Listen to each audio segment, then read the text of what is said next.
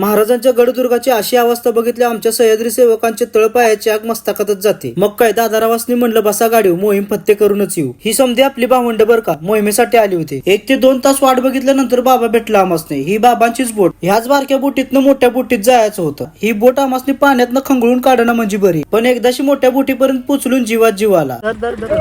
असं उतरू नका. मग काय बाबांनी बोटीत डिझेल टाकलं आणि तिथनं पुढे आमचा खांदेरी दुर्गाचा प्रवास सुरू झाला. या प्रवासात आमच्या डोक्यात एकच विचार होता, या गडाला या गाण्याच्या साम्राज्यातनं थोडा तरी मोकळा श्वास द्यायचा. त्यासाठीच ही मोहीम राबविली होती. या प्रवासात उंदेरी दुर्ग पण आम्हाला खुणावत होता. खांदेरीची मोहीम फत्ते झाल्यानंतर उंदेरीची पण मोहीम फत्ते करायची आहे भावांनो. गडावर पोचल्या सुरुवातीलाच सगळीकडे गाण्याचं साम्राज्य माजलं होतं. यासाठीच का महाराजांनी स्वराज्य निर्मितीचं स्वप्न बघितलं होतं का काय, हे प्रश्नच पडला. आपल्या पूर्वजांचा इतिहास आपण असा कसा विसरू शकतो, तो आपल्याला पुढे जपायचा आहे. त्यासाठी प्रत्येकानं जबाबदारी घेतली पाहिजे. पुण्यश्लोक छत्रपती श्री शिवाजी महाराज